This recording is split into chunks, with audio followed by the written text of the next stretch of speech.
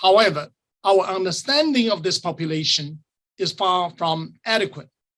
In popular media, Asian Americans are stereotypically characterized as a model minority. However, a better sociological description would be a heterogeneous minority.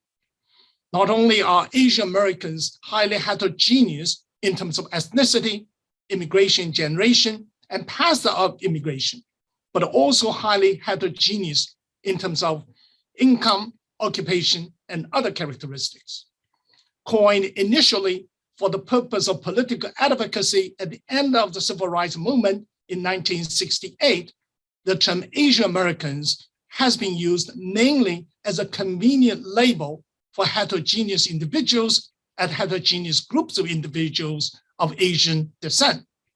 Many Asian Americans still prefer to identify themselves by their ethnicity, such as Chinese Americans, Korean Americans, and Indian Americans. Today, we are gathered to learn about the Asian American population from 4 experts on the topic. In the order of appearing on the panel, I will introduce them to you briefly in turn.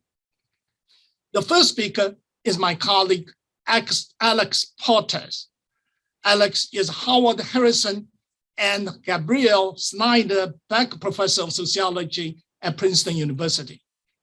Just wait for this. He is the author of 250 articles and 30 books and volumes on national development, international migration, and other topics.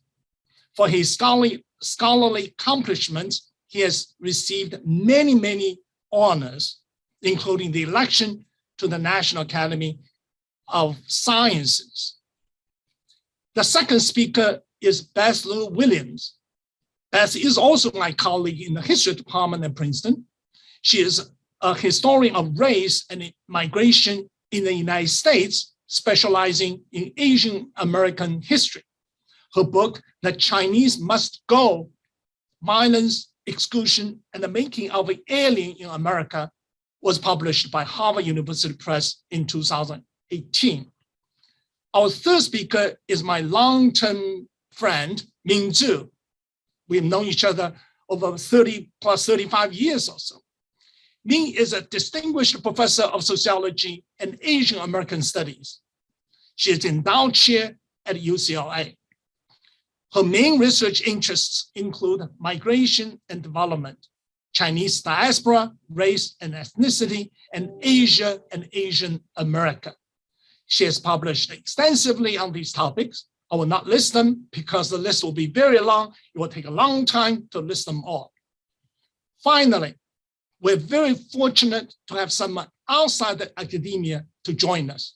Juju Chen is an American television journalist for ABC News and currently serves as anchor of Nightline. We all know that she's popular as anchor. Today, I'm very pleased that she's joining us for discussion on Asian Americans. Each of the first 3 panelists will speak for 12 minutes each. Jojo is a special guest, so she gets 15 minutes instead of 12 to reflect on the discussions of the first 3 academic speakers from a different perspective. Now I will turn the Zoom to the panelists. Alex, you may start. Thank you, June. It's a pleasure to join this panel, although, of course, I have not extensively written on Asian Americans per se, but I'll give it a start and said some things that I am sure are being somewhat provocative and may change. I will start with the statement that has become commonplace, namely that the label Asian American is egregious. It's one of the greatest misnomers that there is. It's even worse than Hispanic, because at least Hispanics share a language, whereas the people that are grouped under the Asian American label don't even have a language in common. So this is a commonplace. We have repeated that time and time again. But I would like to shift that idea of that Asian Americans is a misnomer to say that in some senses, from the point of view of the receiving country, it is not. Because actually, that is in the first, I had only a few data, but I wanted to point out that, for example, in the last year of record of that is provided by the U.S. Immigration Service, of the people that were labeled as that were allowed in the United States as temporary workers and families, about over 500,000, 611,000 came from India, and another 117 came from China. These are primarily recipients of the H-1B visa as highly trained immigrants and so on. And that amount of immigration, close to 1 million every year, is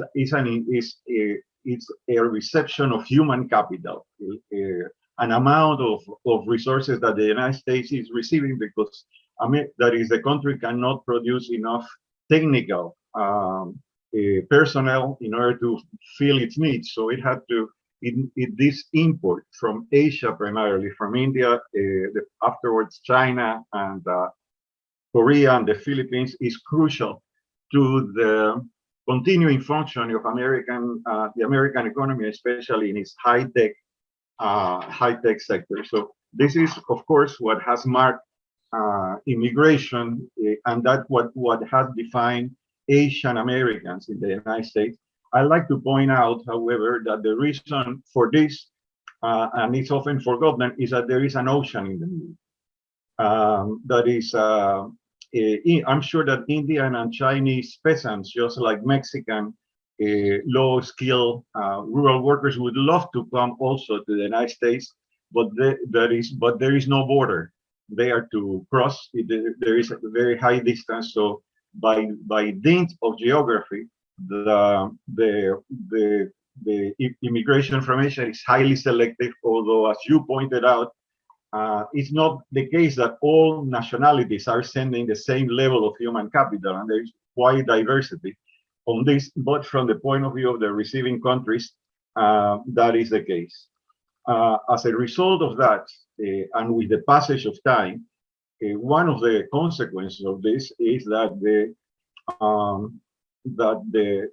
Chinese, Indian, South Korean, Filipino groups in the United States, both first-generation immigrants and their children, have been doing quite well in terms of economic achievement and educational achievement. As of 2020, the average family income for the white population of the United States was about,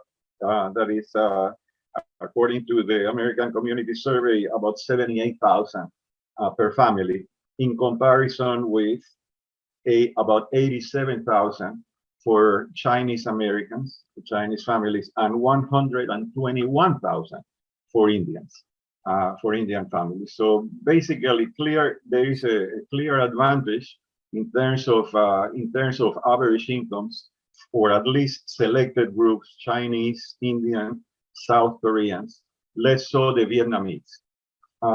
In this, sometimes economists bat out that average, those figures, by saying that the reason why Asian families or Asian individuals receive above average incomes is because they work harder. They may work harder, but that's not the case, because if you examine the figures for hourly incomes, the same differences that I have pointed out show up. For example, the hourly income for white workers of 2020 was $34 an hour average, while as for Chinese was 41, and for Indians was 55. And this, of course, that is the reasons for these differences as well, and for the rapid advance, the rapid economic advance of certain immigrant groups in the United States has been because of their above level of human capital. The proportion of college graduates and post-college degrees among Native Americans and selected immigrant groups shows this very clearly. For example, the proportion of college graduates among Filipinos is over 5 times that for Mexicans, and 20% above native whites. The proportion of postgraduate degrees among Indians is about 20 times the figure among Mexican immigrants and almost 4 times the percentage among native whites. Other comparisons could be made, but they would show the same thing.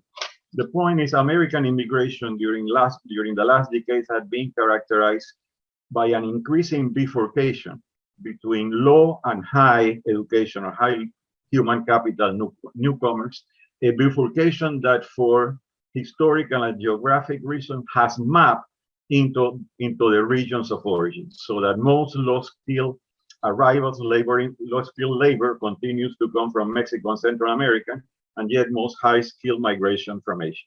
Chinese, Korean, Indian, and other Asian immigrants and their children have been moving very steadily into the American middle and upper classes, and can be projected to do so in the future again. Their economic, scientific, and cultural contributions have been enormous, and they have also helped create a new ethnic mosaic of racial ethnic diversity in culture and communities that is likely to define the future of this nation. The ethno-racial inequalities that characterize American society in the past are not the immigrants' fault. That was the fault of the history of the nation in the past, but their arrival will map into this situation, perhaps reinforcing the subordination of key racial and ethnic minorities that we have seen in earlier seminars in this series, while diversifying greatly the cultural and ethnic composition of the American middle and upper classes in ways that could not have been anticipated only a few years ago.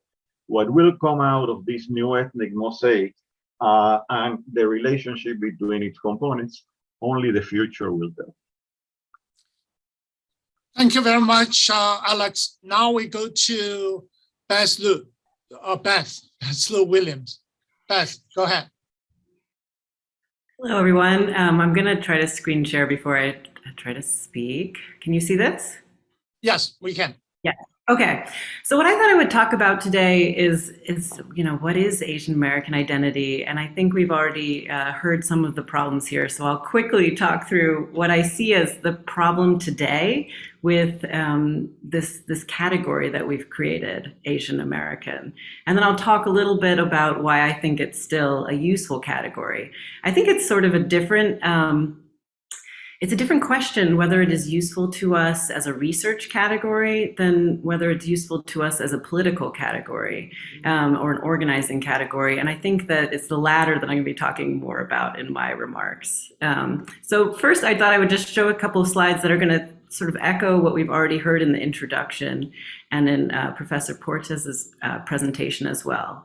Asian Americans, and even if you make it API, Asian American Pacific Islanders, they are so diverse in terms of ethnicity.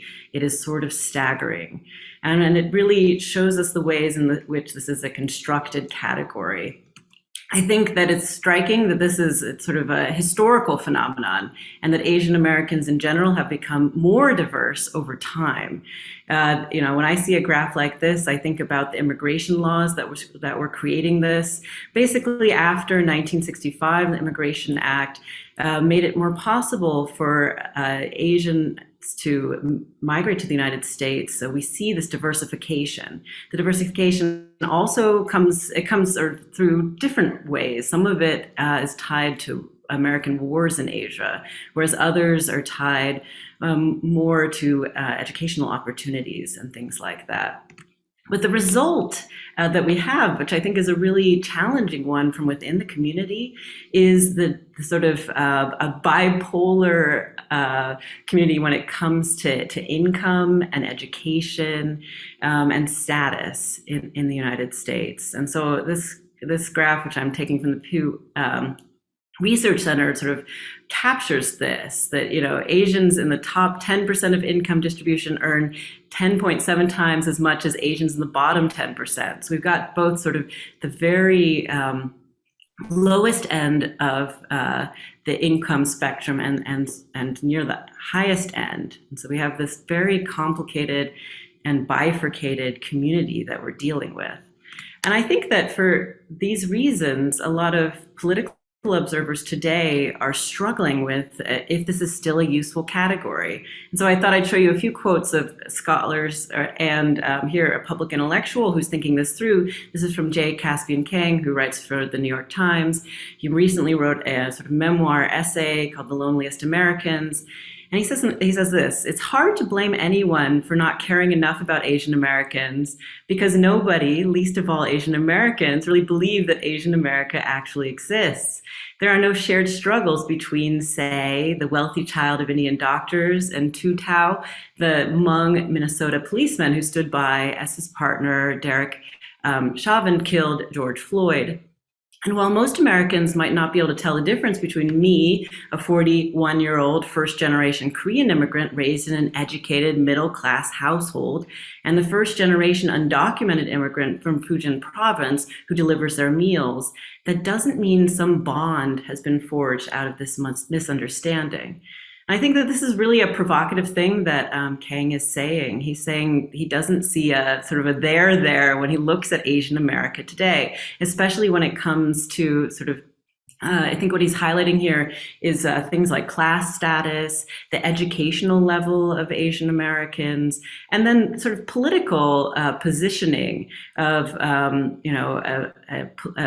a Hmong American police officer who's associated with the brutality against Black people, and himself as an educated middle-class Korean immigrant. And so he's sort of playing with the differences we see here. And so he also identifies sort of a second problem, which I think is connected to the first. He says there is no meaningful political way to deal with the pain and disappointment of being an Asian American. No answer for the exclusion you feel when everyone around you talks about racism and white supremacy, and you know at some visceral level that you're not allowed to speak up. So what he's doing here, I think, is saying not only is he not sure that there is an Asian America that sort of binds this community together, but even if there is an Asian America, that the conversation around race today is so black and white that there's this assumption that Asian Americans should take a step back and listen, not be directly involved in what has become a black and white struggle. And in fact, he's describing sort of a level of silencing here.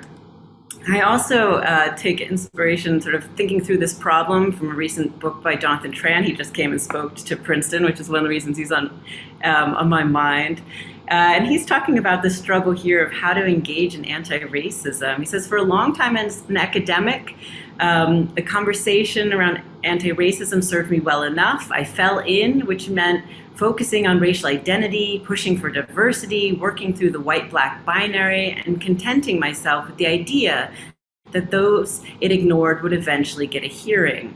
I put aside any sense that American anti-racism marginalized those already marginalized by racism, or that Asian Americans troubled its dominant narratives. So he's saying he threw himself as an academic into fighting for an anti-racist agenda, and he was sort of willing to say, okay, this is mostly an issue of anti-Black racism right now, and it's a white-Black issue, and I'm okay sort of waiting for them to get to Asian Americans. At least that was his initial reaction to the politics of the moment. But he said he started, I think we get a sense of his worry here, that even anti-racism as an ideology has become a marginalizing force for Asian Americans. And it's marginalizing maybe not in the same way as racism in America has been marginalizing, but also in a constricting way.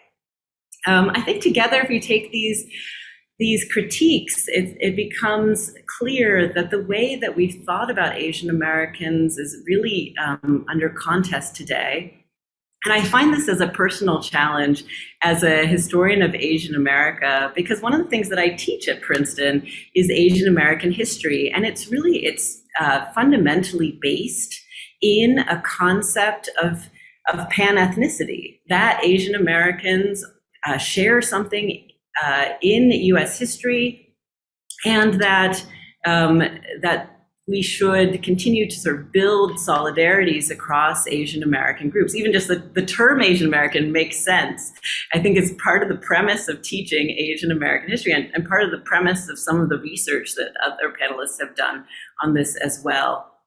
And so as I think through these challenges, I guess I want to argue, I guess what they're saying is an old-fashioned idea of Asian America, that there is something real that is felt and experienced even with today's Asian American community.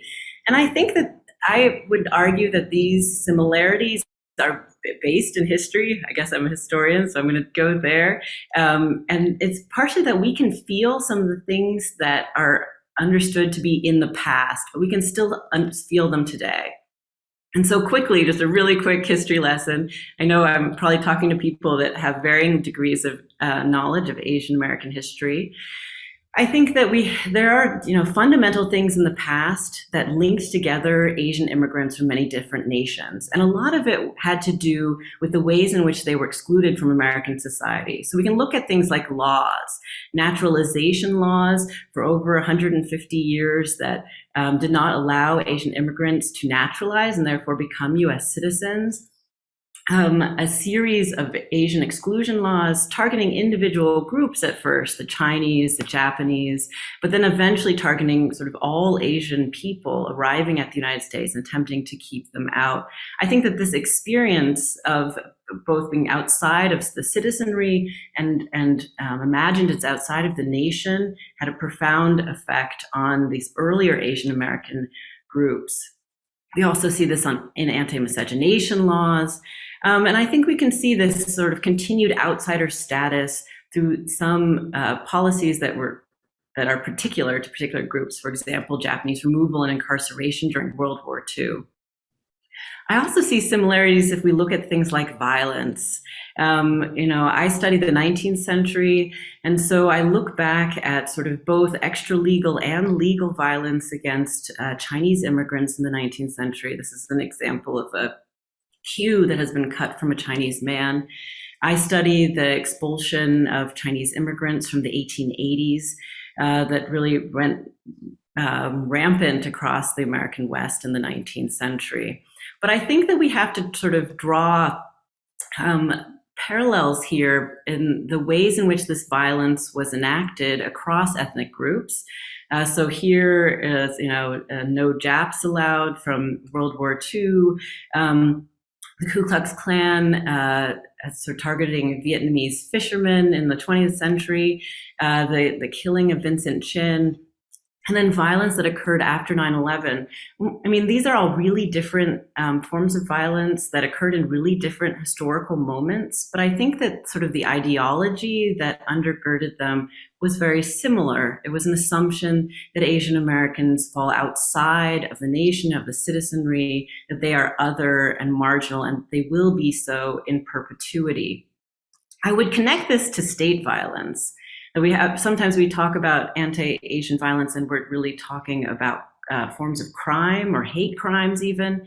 But a lot of the violence that Asian Americans have experienced collectively is state violence. So I link this to the violence of policing. This is a yellow, brown, and black mug book from the 1930s. Police killings of Asian American youths, and then the violence of war and sort of the depiction of Asian others as parts of American wars in Asia, including the Spanish-American War in the Philippines, the war against Japan as part of World War II, the war in Korea, and in Vietnam. Again, I think these are really different locations, these are different contexts, but one thing that sort of links these wars and this policing is the racial ideologies that we see repeated behind and motivating a lot of the ways in which this policing was enacted and the ways in which these wars were waged. And then I think to end on a more positive note, that we need to make sure that we don't discount the ways in which Asian Americans have banded together in the past and seen themselves as one group in a political sense.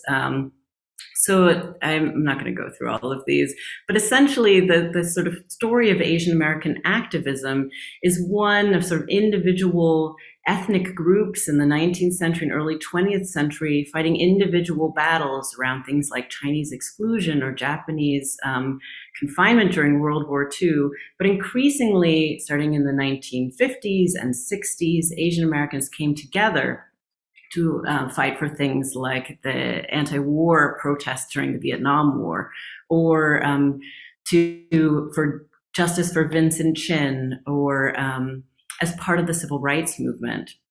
And I think that we can learn from this moment, and this is the moment, 1968, when the term Asian American really comes to the fore. We can learn from these moments of the power, the political power behind these terms.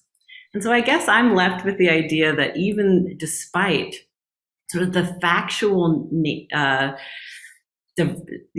not denying the diversity that exists within the Asian American community today. I'm not denying that the diversity has increased in the last few decades. But I think that when we look particularly at what's happening today, and particularly at anti-Asian hate that has become even more apparent, if not more prevalent, in the last few years during the pandemic. And as we look at the Asian American community's response, which has been, I think, a very profound pan-ethnic response to this anti-Asian hate, I think what we're seeing is very clearly that this continues to be a politically relevant category, if not a demographically natural one. And so I think I'll stop there. Thanks. Thank you, Beth. Our last academic speaker is Ming Zhu from UCLA. Ming, go ahead. Thank you, Yu. Let me start my timer. So good afternoon. Thank you, Professor Yu Xie, and also the panel organizers for inviting me to this panel for an engaging discussion. And it's also very nice to see friends here in the audience. And in my brief remark, I will build on Professor Porter's and Professor Williams' presentation to highlight 3 points to stimulate discussion. First, Asian America is a tremendously diverse community in terms of national origins, socioeconomic statuses, and patterns of resettlement and integration. Second point, Asian Americans today are making significant inroads into mainstream American society and are thus celebrated as the model minority for their extraordinary achievement. And third, the seemingly positive stereotype, the model minority, has negatively impact Asian Americans. So my first point, very briefly, Asian Americans are the fastest growing and super diverse racial minority groups. Both population growth and internal diversification were mainly due to international migration. In 1960, this racial group was numbered under 1 million, made up primarily of 3 national origin groups, Chinese, Japanese, and Filipino, with just a few thousand Indians and Koreans. Since the 1970s, the population has grown exponentially to now 24 million, even though some of the national origin group, like the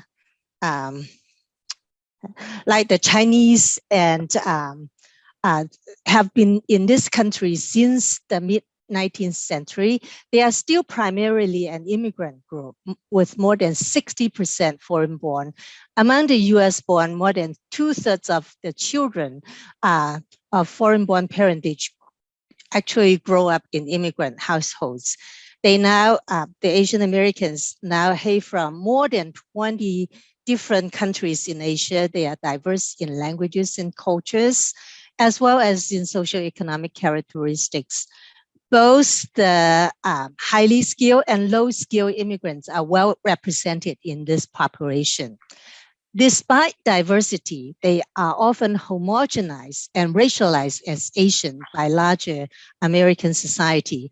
In response to racialization and racial discrimination, nonetheless, Asian Americans are themselves politically mobilized under the banner of pan-ethnicity. Like Beth say, the identity of Asian American is still very meaningful.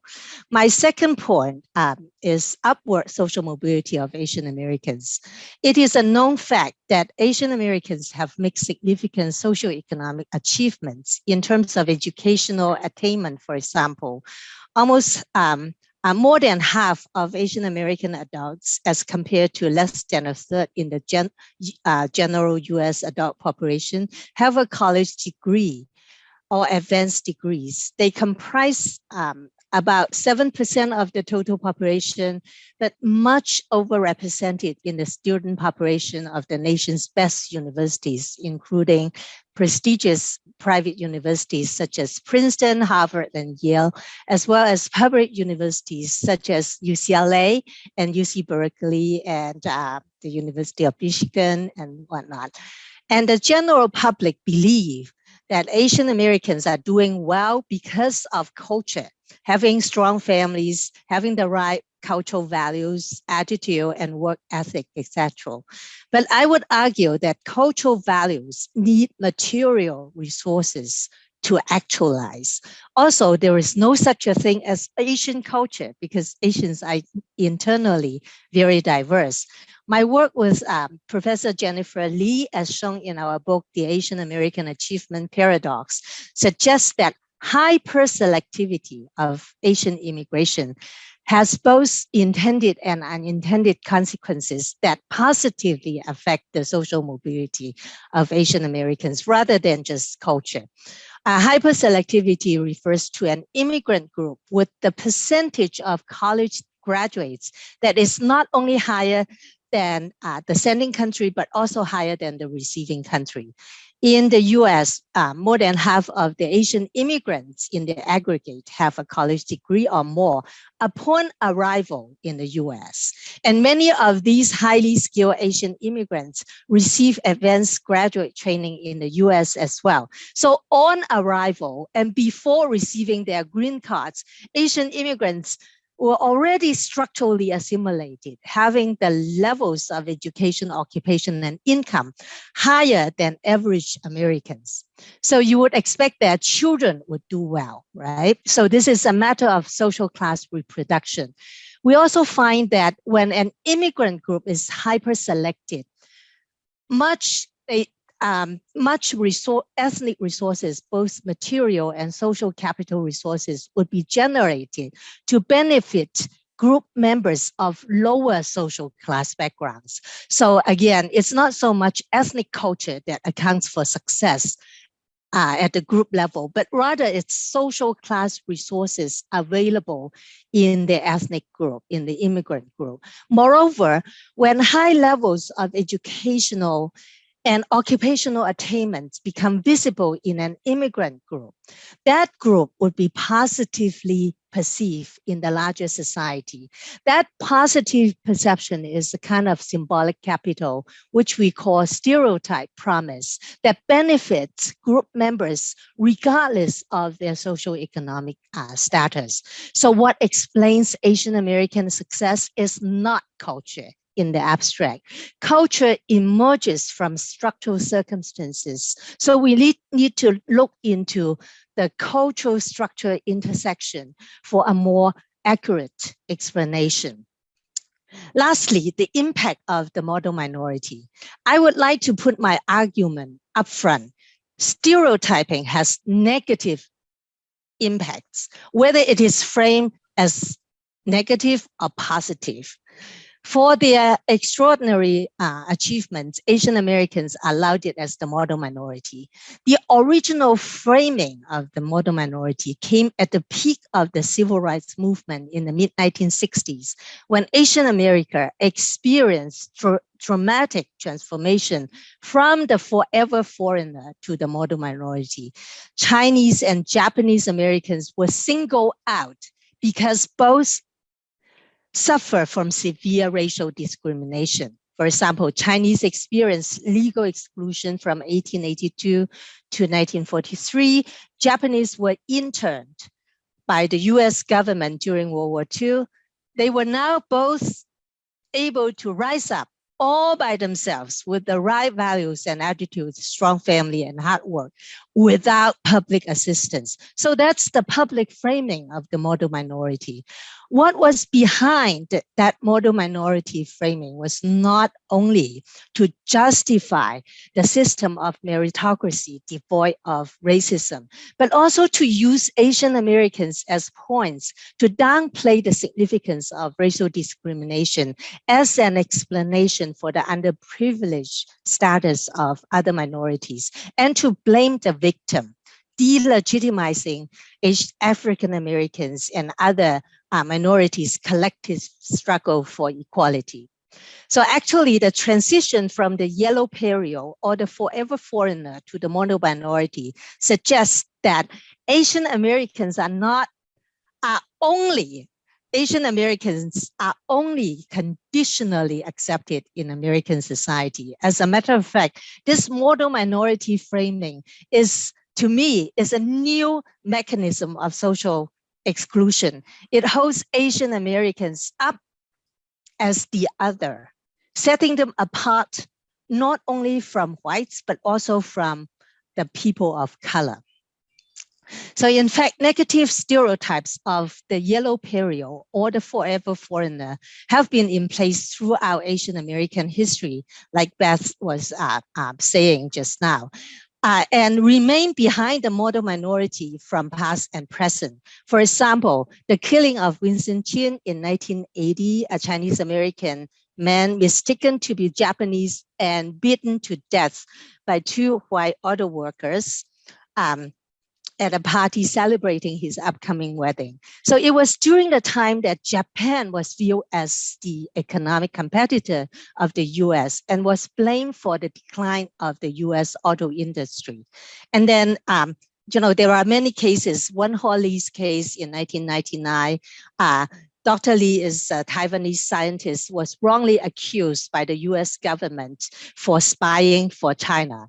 And then more recently, the federal government's hunt for Chinese spies on university campuses, such as the case of University of Tennessee Professor An Ming Hu and MIT Professor Gang Chen. These cases suggest that Chinese Americans are still suspects of being disloyal to the American nation, and regardless of their ethnic identity, having connections to or spying for China. So despite being celebrated as a model minority, the impacts of racism and stereotyping on Asian Americans are profound, and also the impact is negative.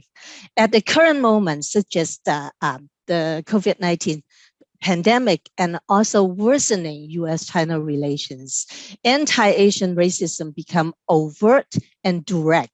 At other times, racism is disguised and subtle. Behind the model minority, we also see new stereotypes, such as Asian Americans as the science or math nerd, Asian Americans as the good worker, good scientists, good engineers, lacking leadership quality. And also we see new barriers are erecting to block Asian American mobility in the labor market, such as the bamboo ceiling. So those are connected to systemic racism that Asian Americans encounter in American society, and also call for us to rally together under that political banner, Asian American, to fight for racial equality along with other people of color. Thank you. Thank you very much, Ming. Now, for all of that, Jojo, you have a task of commenting on their speeches and giving your insight yourself. Go ahead, Jojo. My goodness, that's a lot to chew on. I was taking furious notes and noting so many interesting points. Thank you all, first of all, for inviting me to join you for today. It's an incredibly important conversation that we have. I'm going to try not to delve into topics that were previously discussed, but I want to build off of a few of them. First, Alex, you lay out this idea that Professor Min is suggesting, this hyper selection and this sort of high income earning minority group. And yet, when we look at the Asian American underclass, what those statistics do and what the stereotype of model minority does is it renders invisible so many in the Asian American community that are invisible. I want to go back in time and look at sort of the historical references that Beth made, right? I mean, I think for us as an Asian American community to move forward, we have to act in coalition, right? In the Chinese Exclusion Act in the 1880s, it was Frederick Douglass, the famed African American scholar, who spoke out eloquently against the dehumanizing of Asian Americans. And it's only in that spirit, I think, that we can move forward. And I think, frankly, all of what was commented on, the diversity and the heterogeneity of Asian Americans is very true. And yet the unifying factor, sadly, is hate. And that has crept up throughout our history. It continues to rear its head, most recently during the pandemic, when the fear and the anxiety of COVID-19 was weaponized against the Asian American community, when phrases that were being said from the highest halls of government were parroted by attackers who were, again, it doesn't matter if it was the Thai grandfather pushed and killed in the Bay Area, or the Vietnamese family who was knifed at a Bob's, a Costco in Texas, or these are folks who had never been to China, who aren't Chinese.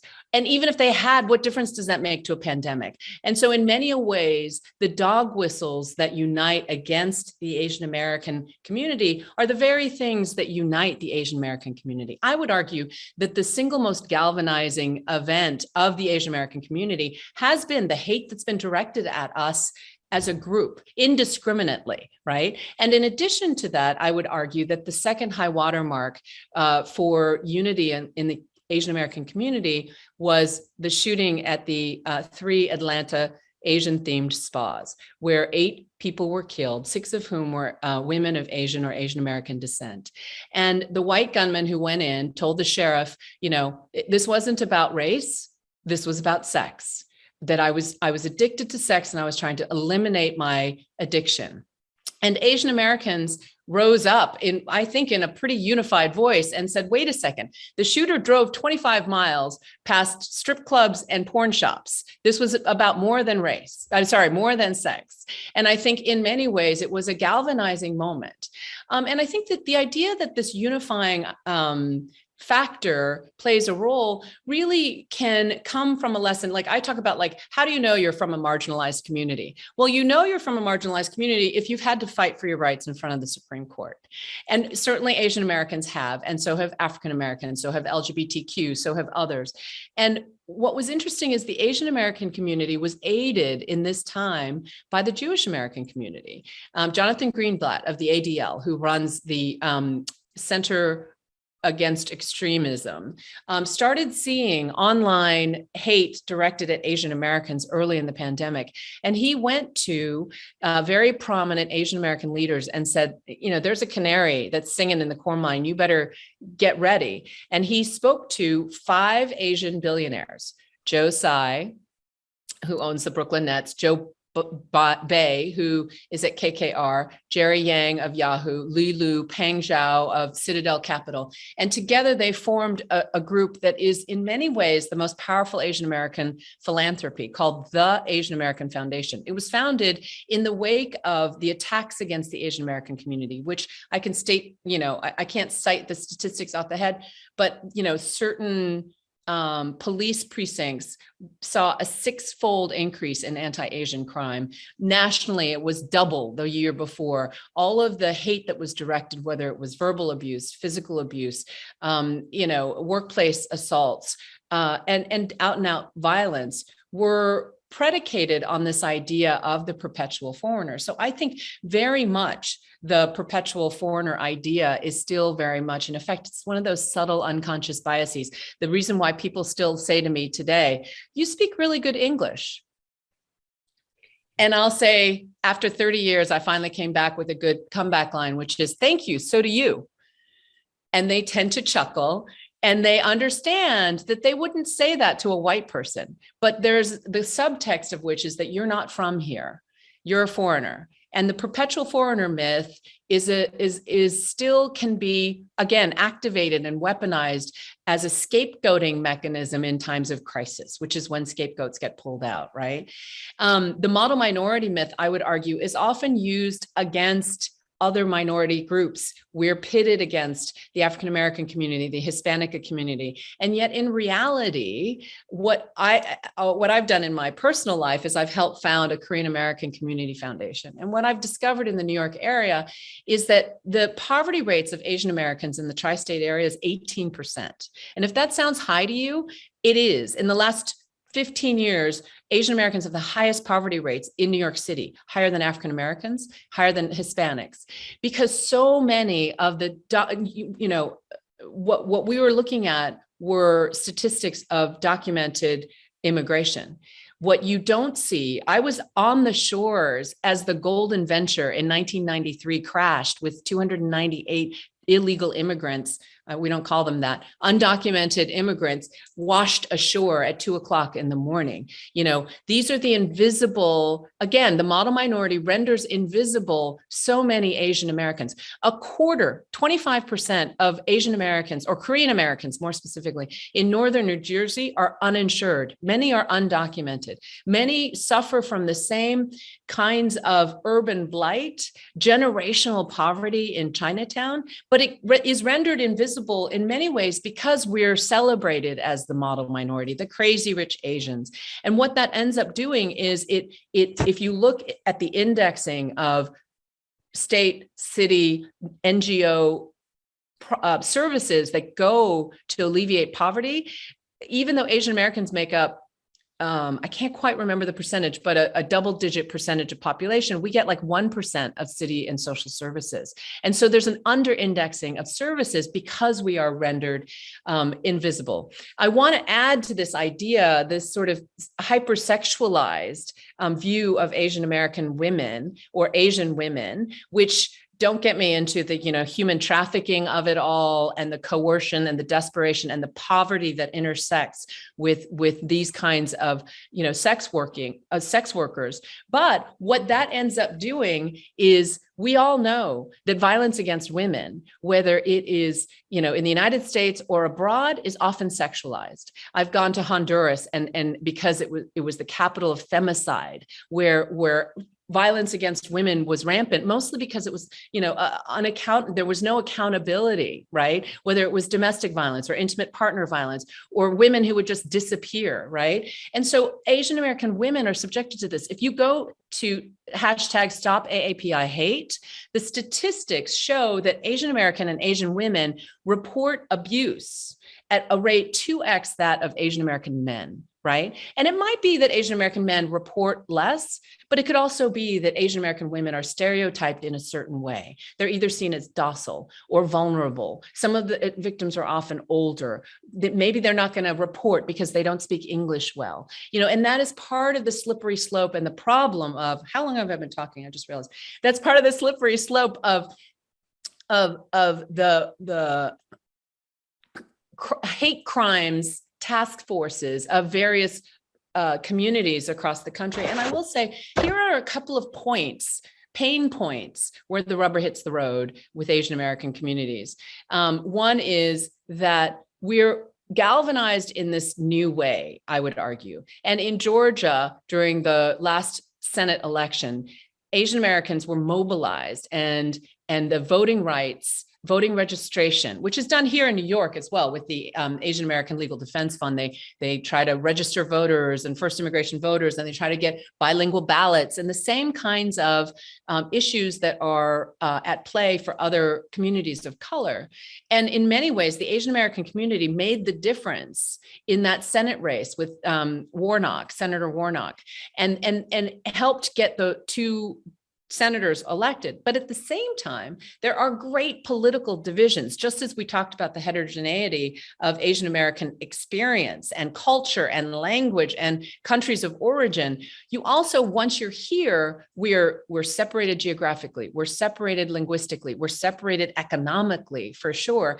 And we're also separated politically. There are some who come from former communist countries who are very Republican, and they are anti-communist, and therefore, they vote Republicans. Asian Americans are disproportionately small business owners, so they tend to be more Republican. Asian Americans also tend, but they, at the same time, they come from a struggle and an area that they understand that they too are marginalized. We too are like not from here. Right. And so in many ways, we identify with more liberal policies as well. So when it comes to one of the areas that where I said where the rubber meets the road, is in the area of policing. The Asian American community right now feels very vulnerable, right? There are criminal gangs that are targeting Asian-owned businesses because of racialized stereotypes of they carry a lot of cash, they carry, they won't report because their English skills are not good or what have you. And so if Asian American businesses or Asian American homeowners are targeted, the net effect is that they're scared. And so they're calling for more policing. They're going right into the teeth of the conversation of the defund right now. Whereas others in the Asian American community are saying, wait a second, if you drill down into each of these big, high profile, horrifying attacks, they often intersect with poverty, with illiteracy, with mental health issues, with people experiencing homelessness. And so there are some in the Asian American community who argue, we don't need more policing, we need more community services. We need more mental health services. We need more culturally competent New York City police officers who can speak Tagalog and Vietnamese and Mandarin and Korean, because that's what you need. Sorry, my dog would like to say a few words. Because, they need to interview witnesses and interview victims and understand the cultural competency with which to attack a hate crime. And at the same time, there's another sticky political debate where the rubber hits the road right now. And it has to do with all of these ideas that we've been talking about, the model minority myth, the aspirational parts of it. And that has to do with affirmative action. Princeton, Harvard, Yale, all of these universities. I'm a Stanford grad, so no Ivy League here. But, you see that there are lawsuits underway fighting affirmative action. And there are some in the Asian American community, especially here in New York City, who are, invested hundreds of thousands of dollars in after-school programs to get their children to test well into Bronx Science or other specialized high schools. And suddenly there's talk of opening that enrollment. And there's a great deal of pushback on that in the Asian American community. There's a great deal of pushback on the affirmative action question, because, why should Asian Americans be limited to a percentage of the debate? But if you look at it holistically, there are others in the Asian American community who look at what Professor Min was talking about, the bamboo ceiling. You look at places like Silicon Valley, where 25% of the workers in Silicon Valley are the good workers, the worker bees, as Professor Min was suggesting. And yet when you look into the ownership ranks and the board ranks and the management ranks, it's single digits, right? It's less than, if you look at, it's less than single digits. So there is so much more to be done. So Asian Americans argue from two sides of this same policy question. And so at the end of the day, I think the idea of being Asian American, we see the differences, but those who hate us don't see the differences. And those who marginalize us don't see the differences. And so, yes, it's important for us to, and I happen to be a Jew as well, which is hysterical in its own way, but my children are proudly both Jewish and Korean American, and they can hold both things in their heart, and they can hold both things in their identity, and they see themselves as men of color, which I think is very interesting. And I think at the end of the day, we have to be able to both celebrate the success and the accomplishment of the hyper-selected first generation or native generation. But what I would argue is that this is a maturation of the younger generation. And what Professor Beth was talking about, this young generation of activists, right? I was out on the streets with my face mask pressed up against police officers as the Black Lives Matter protests were happening. And as I've covered many a protests in my 30 years in journalism, but these protesters looked like America.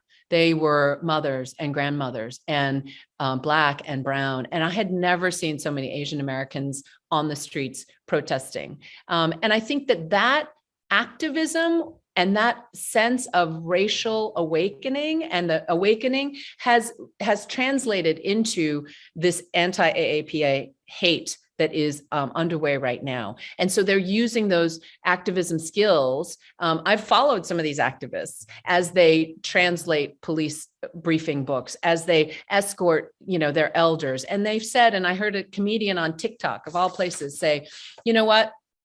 The older generation, they taught us to keep our head down, keep quiet, don't stand out.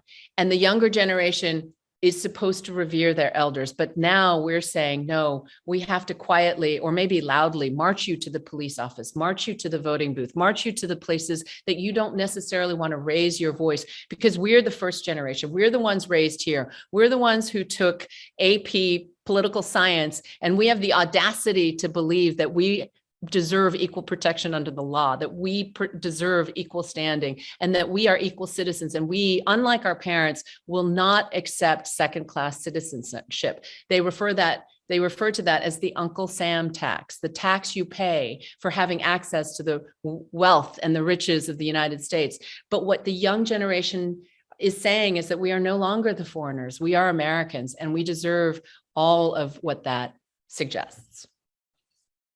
Great. Okay, you did it, Jojo, you did it. So I would like to give other panelists a chance either to react to Jojo's comments or each other's comments. So, three of you. Alex, go ahead. I think that Juju is most impressive. I have never interacted with. I think you touch every point.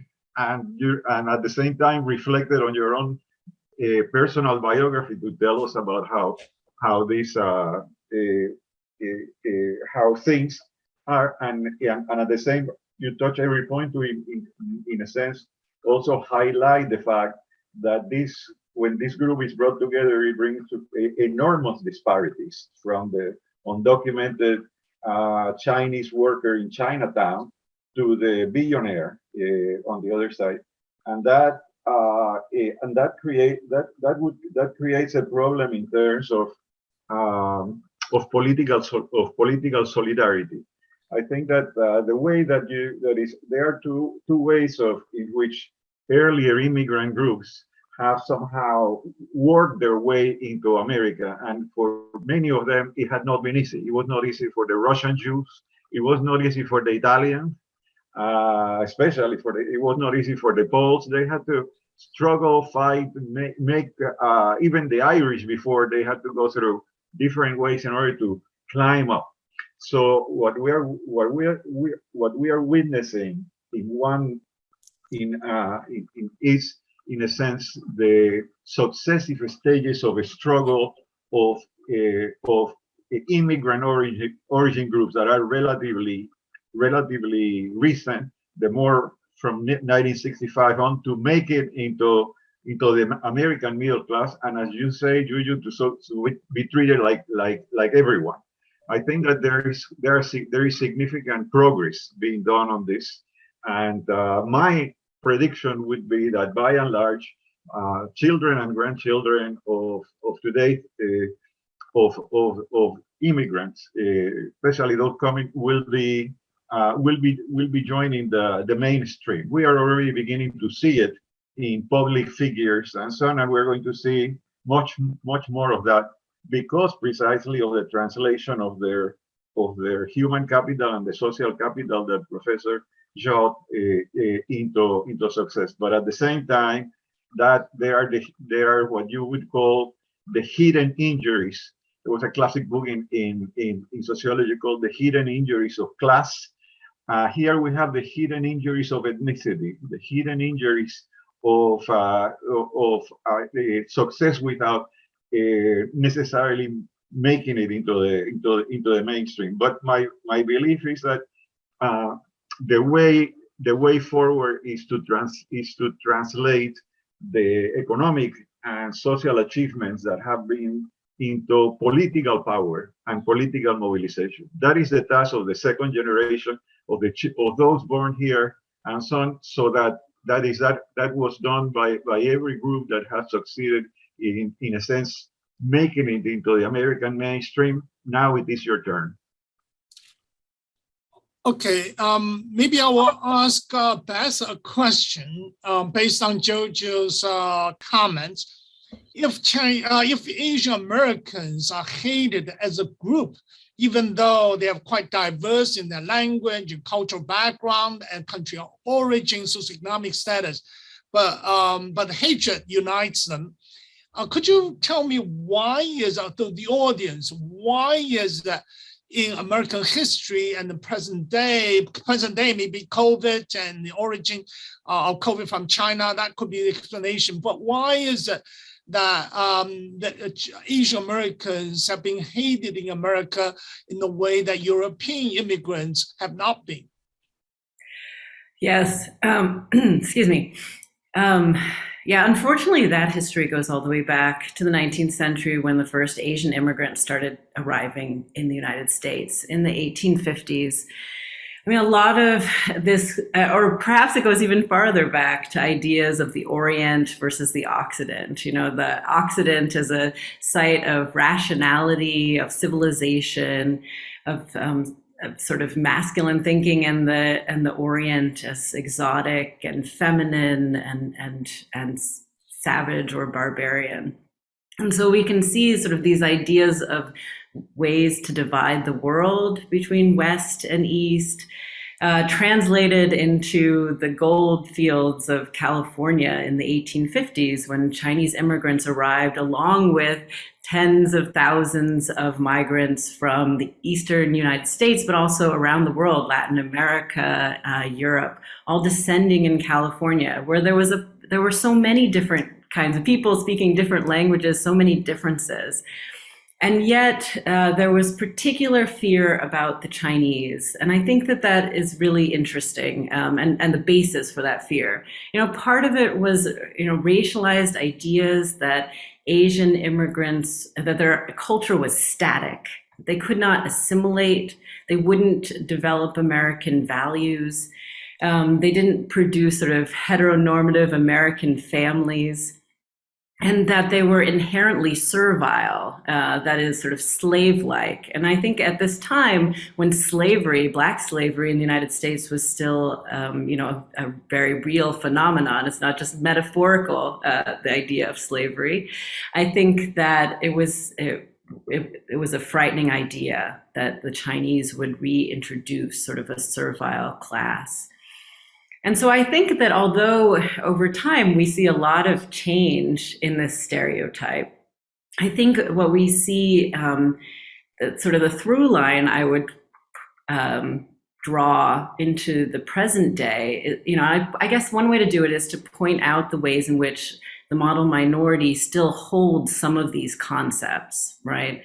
So the idea that the model minority is not the inverse, it's not the reverse of this earlier idea of a Chinese worker that would outcompete white workers and that was inherently inassimilable and different. I think actually there's a lot of continuity there, right? The Chinese were imagined in the past as an economic threat, as a racial threat, in similar ways as the model minority is today. There's a concept that Asian culture is distinct and will continue to be so, that it is passed down generation to generation, and that One of the threats of this is the industriousness of Asian Americans, that they are sort of an outside threat that can outcompete. And so I think, unfortunately, we see a lot of the same fears that go back to, that we see resonance with fears of other immigrant groups, but we see a very particular strain when it comes to Asian Americans.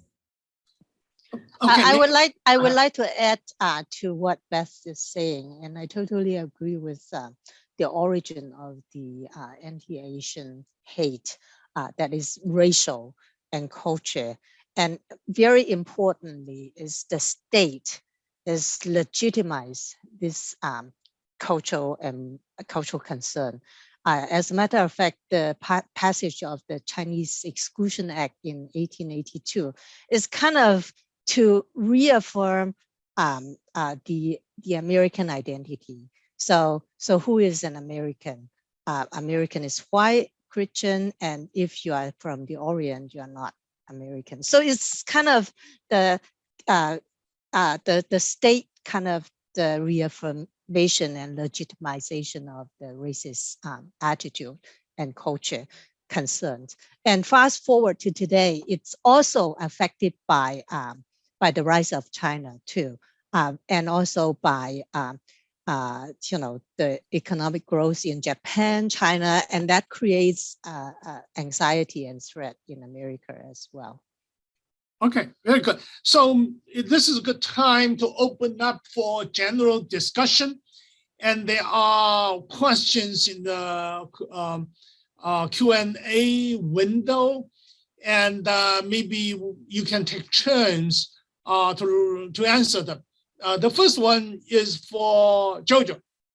How can you accurately portray the many Asian American experiences within a 2-minute news package or 800-word article? How do you do that?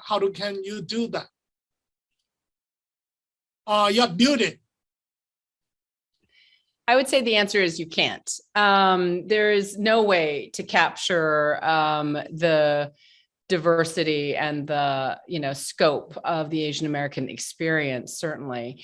But what I will say with regard to the idea of a 2-minute news package, which is unfortunately the currency that I deal in routinely on Good Morning America, is that you can leave an impression or an opening thought. And what I try to do is avoid, for example, using too much of the salacious, the gratuitous surveillance video violence that we're seeing, because I think that only further dehumanizes the victims, right? And so I try to tell the stories behind the attack. So for example, I negotiated for weeks to get Vilma Carey to sit down with me. She was the woman who was attacked in front of the Midtown high rise. And the distinguishing characteristic of her attack is that you saw the lobby surveillance guys close the doors in front of her as she's being attacked. And, I told the whole story of who her attacker was, which was a mentally unstable, mentally ill man who had just been released from prison for killing his own mother. And how she sort of dealt with the attack. She got a GoFundMe account for $200,000, and her daughter, the attacker, yelled at her, you Asian effing bit, blah, blah, you don't belong here. So her daughter took those words and put it on their head and created a pop-up exhibit at the Museum of Chinese in America with stories they collected about belonging in the AAPI community. And they called the exhibit AAPI Belong. So I see another one of the questions in the chat is, how do you fight systemic racism? I think you fight by, putting out stories and talking about our experiences in this way and humanizing us whenever possible. And I think that what we tend to do is again, I try to point people with a Good Morning America story to something deeper, something bigger, and really it's just an opening salvo. Okay, Beth, could you answer the next question? It's about a history. Why have Asian Americans being attacked, harassed, blamed, and scapegoated for more than 170 years? Yes, I think I started to answer that with your in response to your earlier question. I guess the other thing that I would add to that is again the role of the state, which I think Zhao was also pointing to. I mean, one of the reasons that we've seen such longevity in these stereotypes, longevity in the Asian Americans seen as marginalized outside of the mainstream, is because there was a series of laws that made them so, and did not allow them to become American citizens, to vote in great numbers, to participate in the political system, to immigrate in great numbers, to marry outside of the Asian American community. I mean, all of these things meant that there was a long period where Asian Americans could not enter the mainstream. And I think with that, I'll jump to the third question here. Again, how can Asian Americans fight against systemic racism? Because I think we do need to, as we're thinking about this, interrogate what the mainstream is. And I was thinking about that as I was listening to the other comments. I mean, because I think, one of the things I tell my students as they're sort of struggling with these things, I think I talk to them about, what is your end goal? Is the end goal to obtain what we sort of view as white privilege in our American society, right? Is the idea to be included in this privileged class? Or is the goal to dismantle white privilege? And, and sort of what would each look like, and how do we get towards these different goals? Because I think increasingly Asian Americans are identified as white adjacent. And I think that some Asian Americans lean into that idea that really the end goal is to obtain the privileges that we see the white community enjoying. But I think, from my own perspective, I actually think that when we're trying to fight against systemic racism, that's not the correct way. We should be thinking about how to dismantle the privileges that are accrued by race. And I think a lot of that is about empathy, difficult kinds of empathy. And that's one of the reasons I think that the Asian American collective is a powerful political idea, because it requires to believe that all Asian Americans belong to a group together, a political group together. We have to imagine solidarity across class, extreme income inequalities and extreme forms of educational inequality. And I think that that takes another kind of empathy and solidarity, and can help push us beyond ideas just based in, I don't know, it's a way that shows how racial identity can actually get us towards a class solidarity as well. Thank you. Next question I would like to direct to my colleague, Alex. Can you talk about scale? Should we use common scales or different scales, or we measure differences?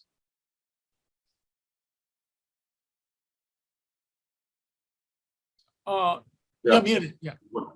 There are a multiplicity of measures on which people, that is, different groups have been evaluated and so on. I would like to highlight in this a couple of points made by my colleague Min Zhao, and from which I learned greatly in the past. That is one of her more subtle remarks in this afternoon, is that the idea that the model minority stereotype is another way of keeping of marking the us versus you, of keeping the group, even if it is damning you with praise.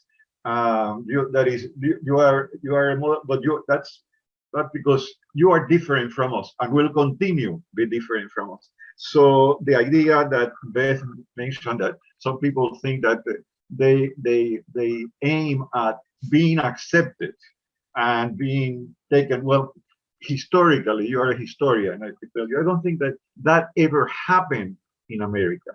We don't go around spouting love messages about one another. Nobody really loved the Irish when they were trying to keep the Irish down. They were like the English call it white monkeys, and they kept the Irish rose on. That is because of their social achievement and their political solidarity.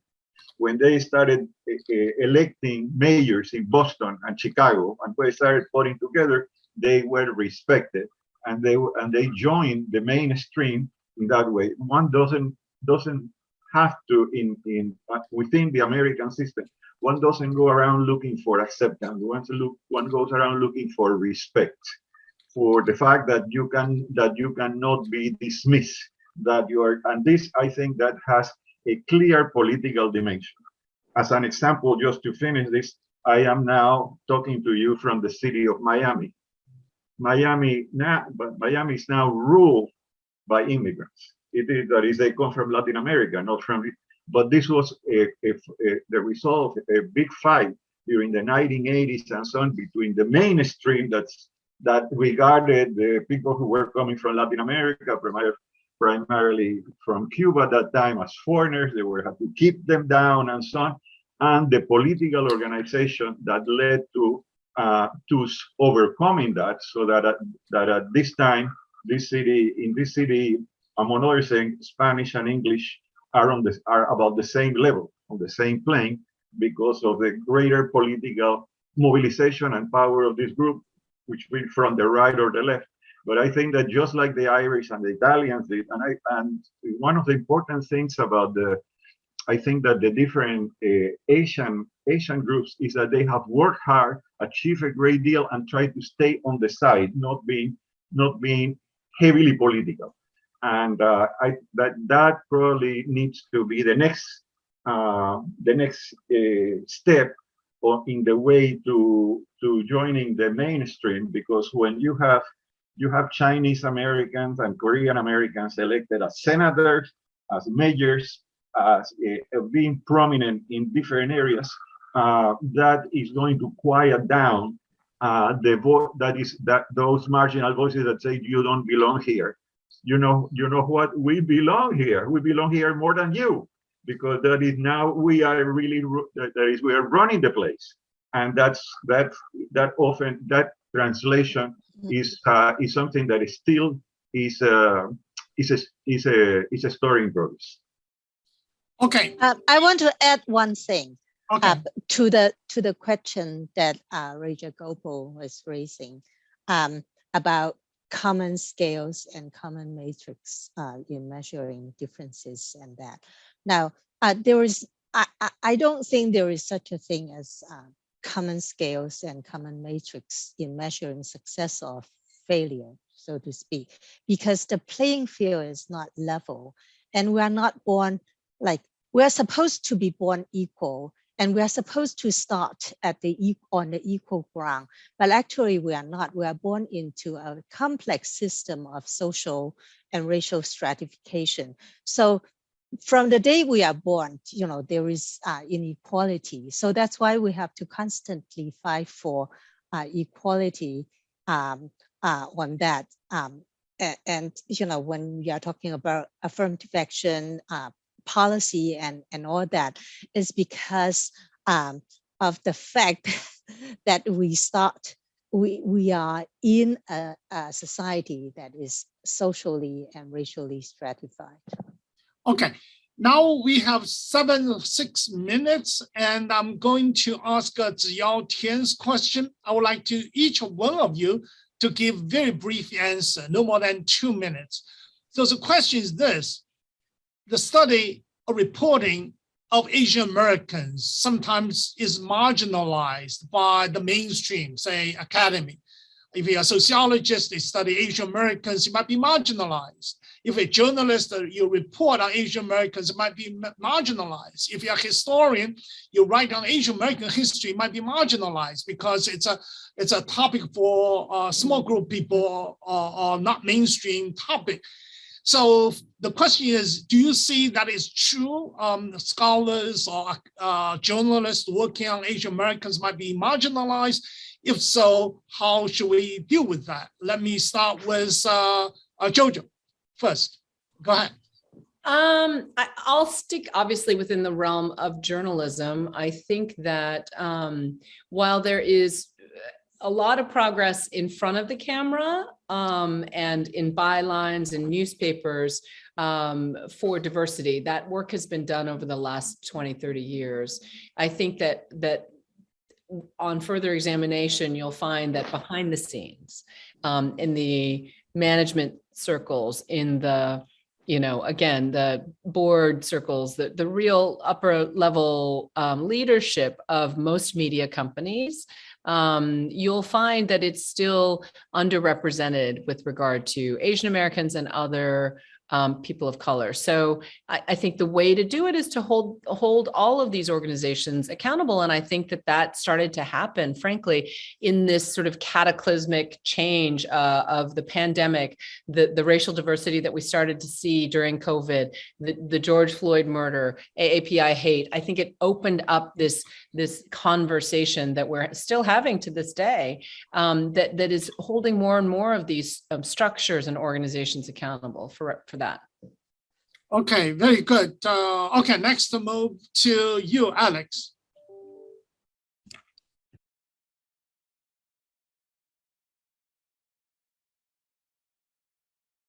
I really don't think that there is a general marginalization. Of course, there is lingering stereotypes, and people will talk behind your back. If you happen to be a foreigner, an immigrant from here and there, often with remarks that can be quite hurting, that cut to that in a sense that the American mainstream makes a specialty of inventing these epithets to refer to different groups that are quite harsh and that people take to heart in themselves. My answer to that is it doesn't matter. That what you need to do is to get to the prominent positions, that is to work through a merit system and to move ahead. And again, whether they like you or not, that's not a problem. The problem is that you achieve and you are respected, and on your merit you get to positions like those that Professor Xie and Professor Zhao have achieved in our discipline as very prominent American sociology. So in that sense, the question of marginalization might be there, but the way to struggle ahead is to through solidarity, effort, and political mobilization when necessary. Okay, Minju, you have the final word before I close. Go ahead. Okay, that's great. Thank you for the question. And my students ask me that question all the time because I'm a professor of sociology and Asian American studies. And I used to struggle with that question even during graduate school. Well, less so because at that time, my goal was not in America to develop my career in America, so it didn't matter. I studied Chinatown, and people told me that you can't study Chinatown to develop your academic career here. It's too narrow. And but thank God, at that time I did not. But I was inspired by Professor Porter's idea of ethnic enclave. So I believe that there is something to be studied and you could do well in that. And sure enough, so I grew academically from Chinatown and then, and developed my career basically from New York to Chinatown. So I agree with Alejandro's advice that don't worry about what other people say, just do your own work, and the study of Asian America is much needed, and there is a lot of gold mine to be explored because it's so understudied. So you could do a good job and develop your career in Asian American studies, just as in other fields. Okay, thank you. I agree with all of you, and particularly Minju's comment. You have to love what you do and do it despite all the criticisms and marginalization you may face. This brings us to the end of today's session. I would like to thank the organizers, Patricia Fernandez-Kelly, Todd Hamilton, are you there? Do you want to show off on camera or not? But they were the organizers. And also Mary Lou did a lot of work, administrative work for today's session. I would like to thank the 4 panelists. You've been fantastic in this panel. Finally, I would like to thank all participants to be part of this successful session. Thank you. Thank you very much. Xie. How do you want to show up? Your Thank you face so or not? much. Okay, thanks again then, everyone. Bye. Goodbye. Thank you.